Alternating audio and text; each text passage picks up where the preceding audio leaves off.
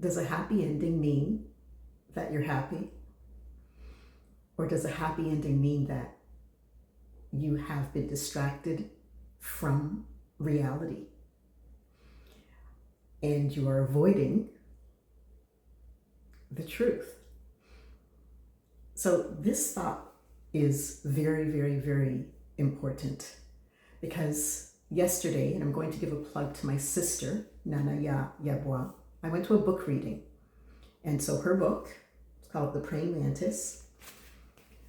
It ends on a note where it appears that the efforts of the main character were done in vain because the objective that he set out to accomplish did not turn out the way that he had hoped.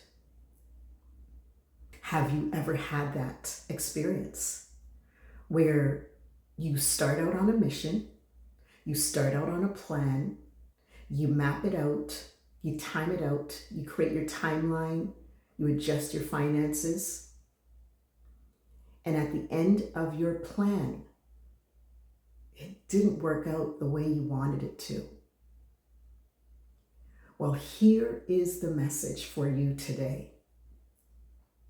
Sometimes, oftentimes, your plan will not work out the way that you planned for it to.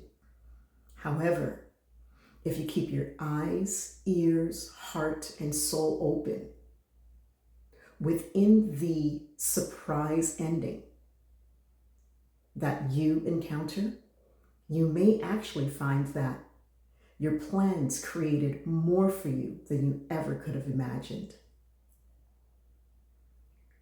So in my situation, I have been in so many different experiences. I've had so many experiences where I plan to do one thing and it totally turns out to be something else.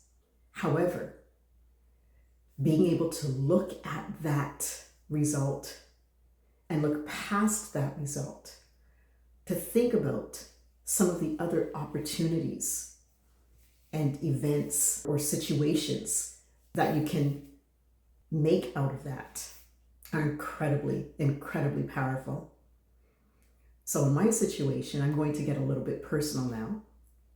On December 25th, 1999, yes, for the younger generation in the 1900s, I sadly miscarried a 4-month pregnancy. And that for me was devastating, absolutely devastating. Details and all of that for another time. But since then, because now we're in 2026, so since then, I will have to show you that I have this family ring. And on this family ring, I have kid's dad, myself, my firstborn. I'm not sure if you could see it, my secondborn. And then this would be the, what I term as baby. And then a second one was lost. And then following that finale, I'll get to that in a second. So then there's another one. So 2 were lost, and then there's one more stone here, which I'll get to.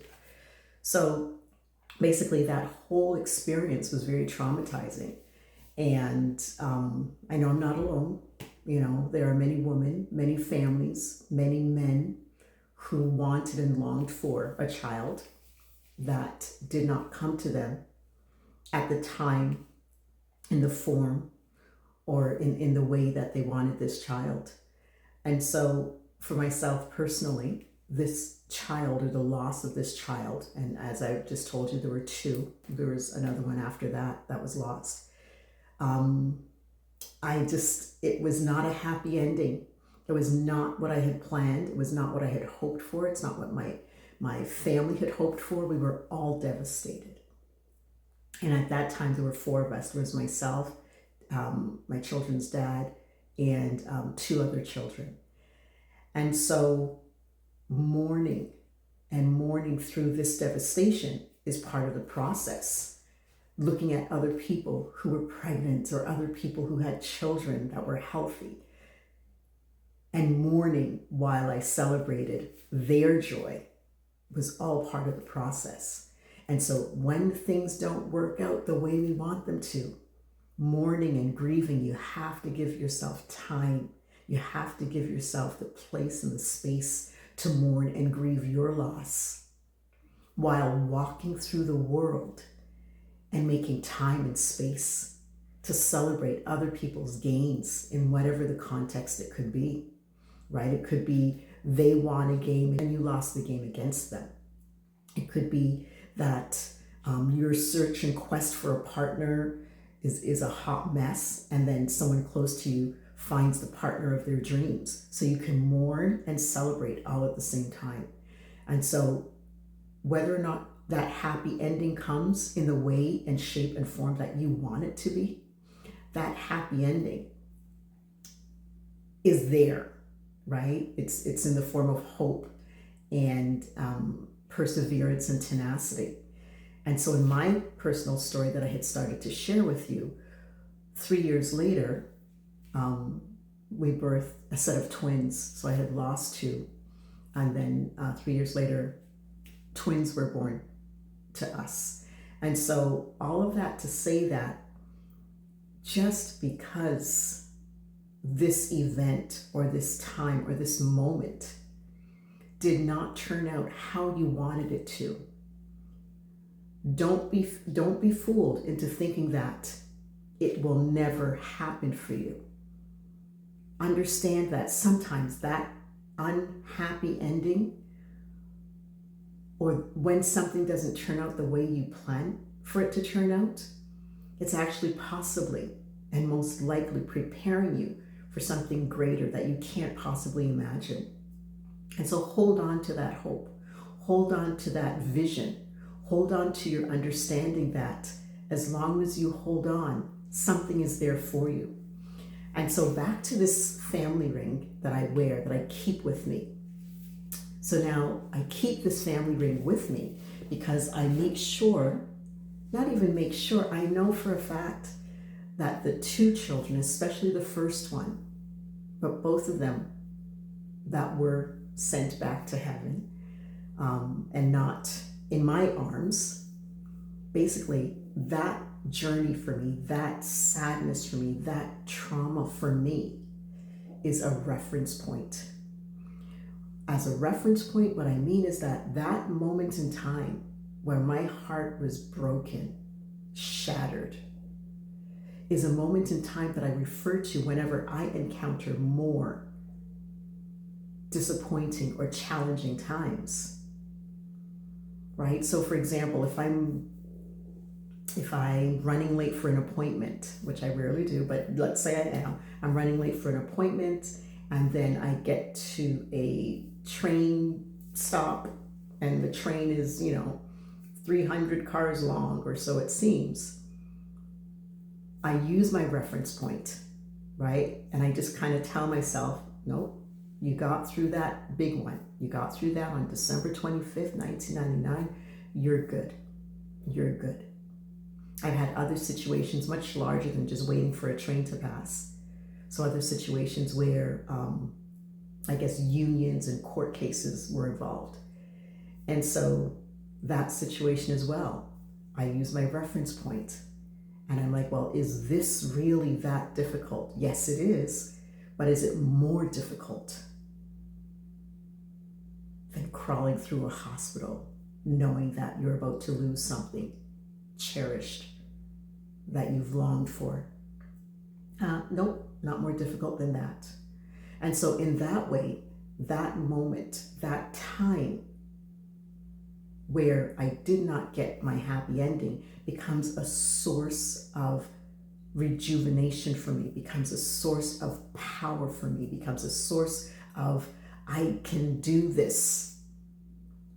And so use your moments where you didn't get that happy ending.